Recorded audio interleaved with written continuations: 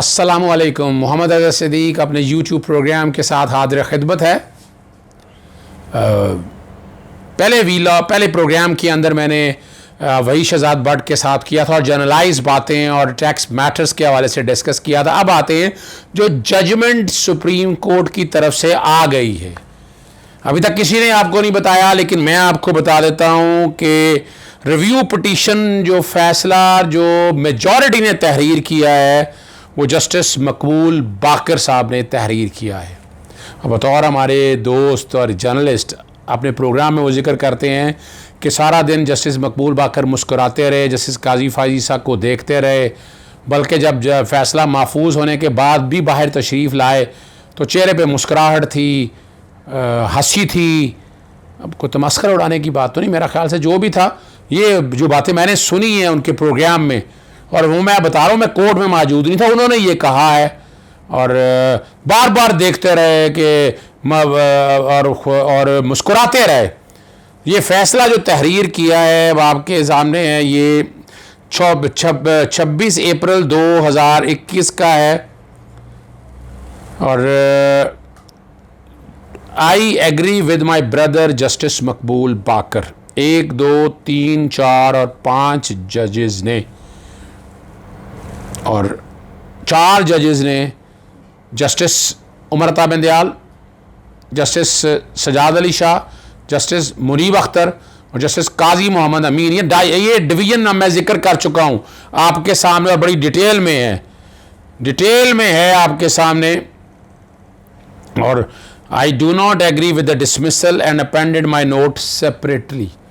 ये I agree with my brother honourable जज मकबूल बाकर।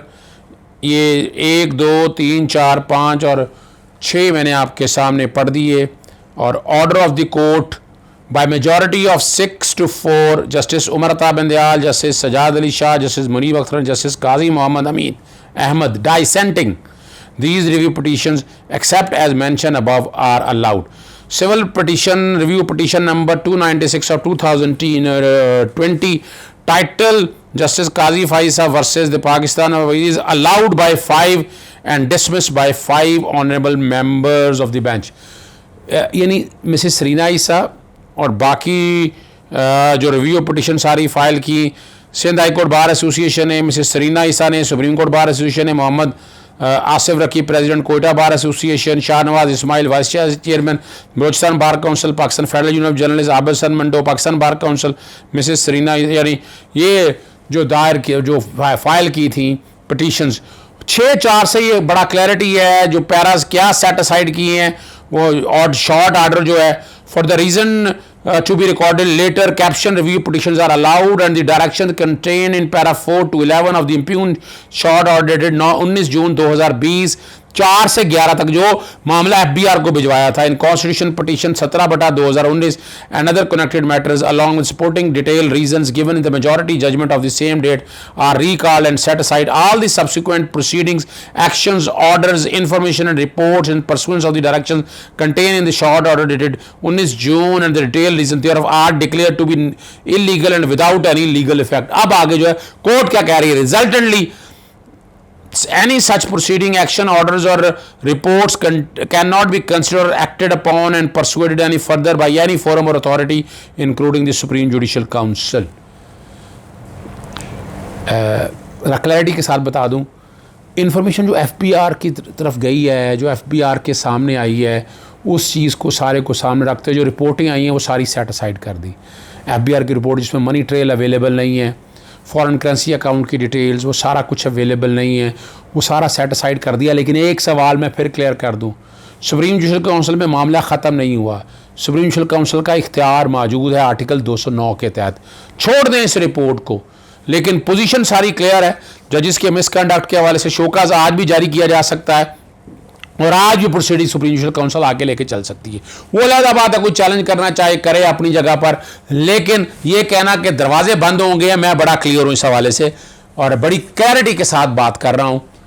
और जो 5/5 के हवाले से जो बात है वो सिर्फ और सिर्फ जस्टिस काजी फाइजा के बारे में, जस्टिस याह्या अफरीदी साहब बड़े क्लियर हैं उन्होंने कहा था कि उनकी पटिशन जो है वो काबिल समाअत नहीं है, वो कोड ऑफ कंडक्ट के हवाले से भी बात करते हैं, इसलिए उन्होंने वो नज़रसानी खारिज की है। लेकिन जो रीज़न्स आ रहे हैं वो रीज़न्स उन्होंने भी माने हैं।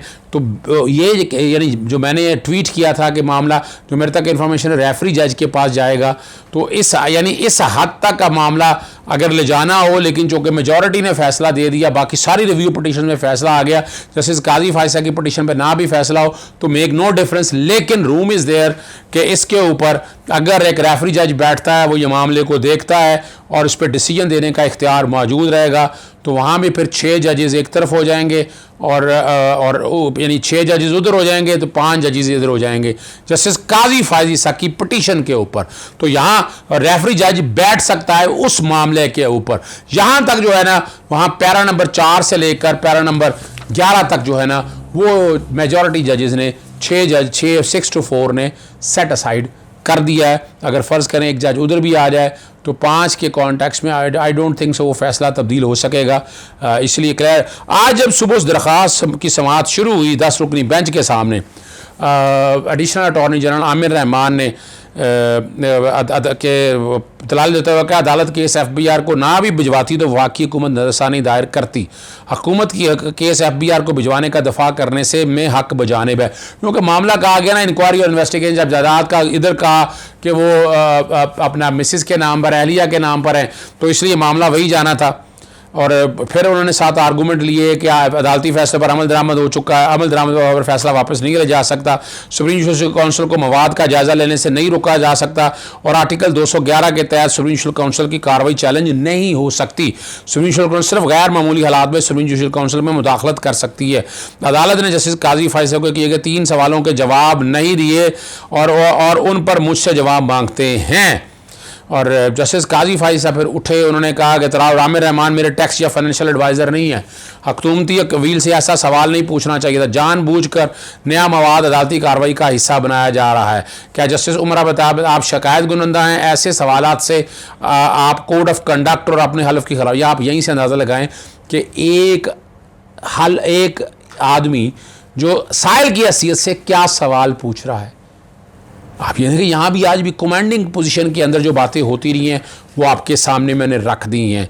जस्टिस और फिर जो बातें हैं आमिर रहमान ने कहा कि जस्टिस काजी फायसा FBI कार्रवाई को बदनीति करार देकर नज़रसानी की बुनियाद बना रहे हैं, जो दस्तावेज़ नज़रसानी की बुनियाद है उन पर दलाइल देना मेरा हक है। अदालती सवालात का जवाब दे रहा हूँ और कहा जा रहा है वक्त ज़ाया किया जा रहा है। जस्टिस उमर ताबंदियाल ने रिमार्क्स दिए कि जस्टिस काजी फायसा की नज़र में उनकी अहलिया की दस्तावेज़ का जायज़ा लेना गलत है, अदालत को शायद एक फरीक को सुनकर उठ जाना चाहिए। और आमिर रहमान ने भी जवाब तीनों के नहीं दिए, और वो मैं जो समझ पा रहा हूँ इसलिए कि अगर वो जवाब देते तो इसके ऊपर अदालत कोई रिपोर्ट के हवाले से कोई बात कर देती, वो मटेरियल के हवाले से बात कर देती, तो अगर कोई नया रेफरेंस जाना है या सुप्रीम जुडिशल काउंसिल ने आज खुद कार्रवाई लेने, कहीं ये वाली जो प्रोसीडिंग है, ये जो डिटेल्स हैं सारी, कहीं ये डिटेल्स ख़त्म ही ना हो जाए सिरे से, तो ये तो अब चीज़ें सारी सामने आ गई हैं। अब इन चीज़ों को सामने रखते हुए अब बड़े और आमिर रहमान दलाल में ये भी कहा कि अदलिया की आज़ादी जजों के एहतसाब से मुंसलिक है। एक जज के अहले खाना की ऑफशोर जायदादों का केस सामने आया, रेफरेंसम कलदम हो गया, लेकिन तनाज़ा अब भी बरकरार है। अवामी एतमाद की बहाली के लिए ज़रूरी है कि तनाज़ा ख़त्म हो। सुप्रीम जुडिशल काउंसिल इस तनाज़े के हल के लिए मुतल्लिका फोरम है। जस्टिस काजी फायजी साहब फिर मुदाखलत करते रहे। मंजूर मलिक साहब ने टोका और कहा कि आप बोलने से आमिर रहमान साहब डर जाते हैं, क्या हुकूमती वकील आपसे लिखवाया करें कि दलाइल देना चाहते हैं या नहीं। और फिर वो कमाल की बात है, उन्होंने कहा जी मैं लतीफ़ा सुनाना चाहता हूँ। इसका मतलब है कुछ पहले का पता था चीज़ों का या क्या था, उनको लतीफ़ा सुनाना चाहता हूँ कि रुका नहीं, आप बैठ जाएँ, लतीफ़ा बाद में सुनेंगे। और जस्टिस उमर ताबंदियाल ने बहुत खूबसूरत यहाँ बात की, रिमार्क्स दिए कि मौजूद जज और अदालती साख का सवाल है। इदारे की साख का तकाजा यही है कि उसे इस मसले को हल किया जाए। और फिर यहाँ पर सवाल फिर वही काजी सरीना फायजा हुई उठी और कहा कि जस्टिस उमर ताबंदियाल और जस्टिस मुनीब अख्तर के एहतसाब के लिए कोशा हैं, दोनों जज अपनी बेगमात के साथ से पब्लिक करें। अब यहाँ आप यहीं से अंदाज़ा लगा लें कि पोजीशन सारी क्या है। क्लैरिटी है हर चीज़ के अंदर क्लैरिटी है।